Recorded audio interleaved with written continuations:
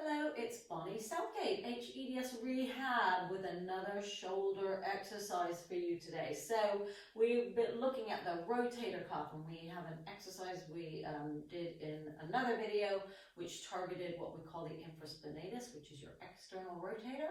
Now we need balance between the external and the internal rotators in order to keep our shoulders nice and stable. So I'm going to give you one for your internal rotator today, which is called your Subscapularis.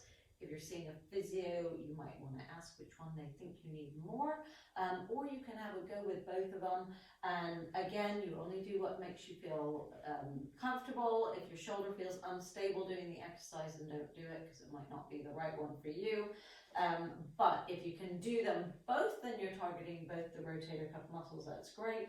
So what I've got is a TheraBand, and I've tied it onto my chair. Unfortunately, my chair has wheels, so hopefully it's not going to move while I show you this exercise. You really want to be tying it to something that's more stable, like the bottom of a table if you can, or just something that can come from behind you. So you have options with the band. You can either tie a loop so it's around your wrist, or like around your hand, where you don't actually have to grip or hold the band if you've got subluxing fingers and thumbs. It's quite nice if you have it around the hand this way, because in actual fact you need to stabilize your wrist and hand, so you're not doing funny things either this way or that way, keeping it neutral.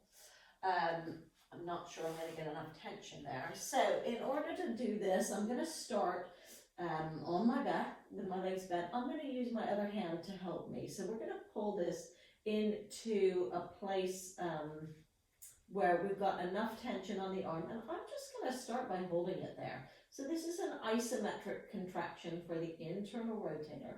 Got my elbow on a cushion or something, so my elbow is never behind or below my shoulder, and I'm just going to hold the band there, and that's just going to work me isometrically, which is a great way to work it to begin with.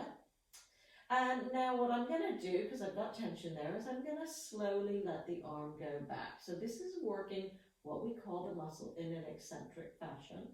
So I don't have a lot of tension there. I'm going to hold it a little bit higher up. We're going to pull the band down. So I'm pulling it there into internal rotation.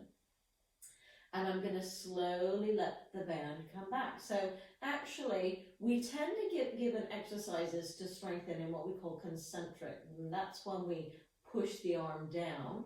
That would be the muscle working. And then this is working the muscle as it releases. And in actual fact, as somebody with hypermobility, this is a super important way to work our muscles, because this is when we're not contracting and we have less feedback. So this is where we tend not to have control, is on the release part of the exercise. So we're holding it there, and then we're going to slowly, and I'm a little bit shaky here because I'm a bit weak. I've got quite, well, I used to have very unstable shoulders. They're good now. Letting it go, that's it. I'm going to pull it down with my other arm so it helps. And then I'm going to hold the band there, and I'm going to slowly let it release.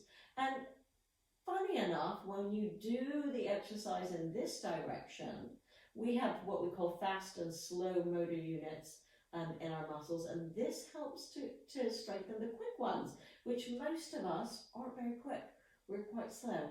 And now I've done that, I'm going to go ahead and pull the band down myself there. So I'm making it work in the concentric way, and now as I slowly let it come back, it's working eccentrically. And I much prefer my exercises this way than the in and out of the arms, because that tends to bias the lats and the backs. So this is a nice way to do this.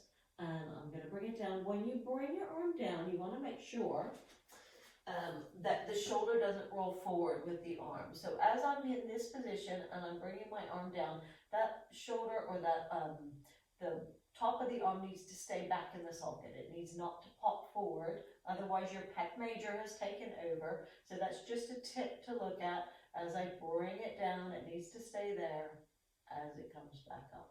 So that is an exercise for your subscapularis muscle, your internal rotators, which we can get really weak in. It's very common with instability to be weak there. So hopefully you enjoyed this exercise. Give it a try, see how it goes, see how it feels. Keep those shoulders into the socket. And this is an exercise for the day for your shoulders. Thank you for watching. If you enjoyed it, if you found it useful, subscribe, let me know. Have a great day.